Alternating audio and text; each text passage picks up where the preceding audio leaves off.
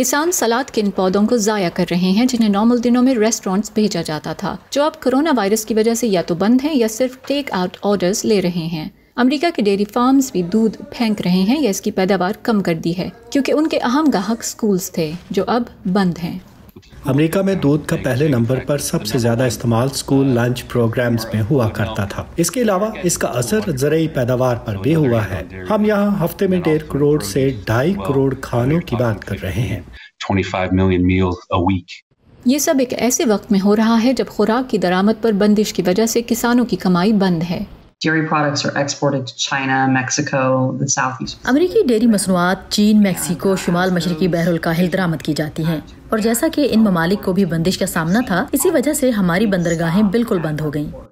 دودھ اور دیگر پیداوار میں فوری تبدیلی نہیں لائی جا سکتی، جس سے مسئلہ مزید بڑھ رہا ہے۔ اور چونکہ ہم ایک بہت جلد خراب ہونے والی شے کے ساتھ کام کر رہے ہیں، چند گھنٹوں کے دوران دودھ کو سیدھا فارم سے پروسیسر لے جانا ہوتا ہے، اس کو ٹھنڈا رکھنا ہوتا ہے اور اس کے درجہ حرارت کو پورے وقت کنٹرول رکھنا ہوتا ہے۔ خوراک اور کئی فارمر مارکیٹیں کھلی ہیں جن کے مالکان اپنی اجناس کو مقررہ جگہوں تک پہنچانے کے لیے بھرپور کوشش کر رہے ہیں۔ کسان جگہ ڈھونڈ رہے ہیں جہاں وہ خوراک بھیج سکیں اور بیچ سکیں۔ ہم 50% اضافہ دیکھتے ہیں ان لوگوں میں جو مدد کے لیے فوڈ بینکس کا رخ کر رہے ہیں، اور ہم ان کو خوراک پہنچانے کی صلاحیت نہیں رکھتے۔ وفاقی اور ریاستی عہدیدار کہتے ہیں کہ کووڈ-19 کے پھیلاؤ کے بعد اس بات کو یقینی بنایا جا رہا ہے کہ خوراک کی فراہمی کو محفوظ بنایا جائے۔ کسانوں اور چھوٹے کاروبار کرنے والوں کو اس بحران سے نمٹنے کے لیے وفاقی حکومت کی طرف سے مدد بھی فراہم کی گئی۔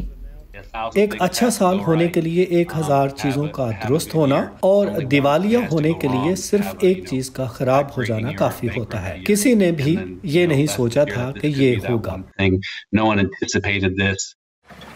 کوئی نہیں جانتا کہ ملک اور خوراک کی صنعت کو نارمل ہونے میں ابھی اور کتنا وقت لگے گا۔ مائیک اوسلیون کے ساتھ فائزہ بخاری، وائس آف امریکہ۔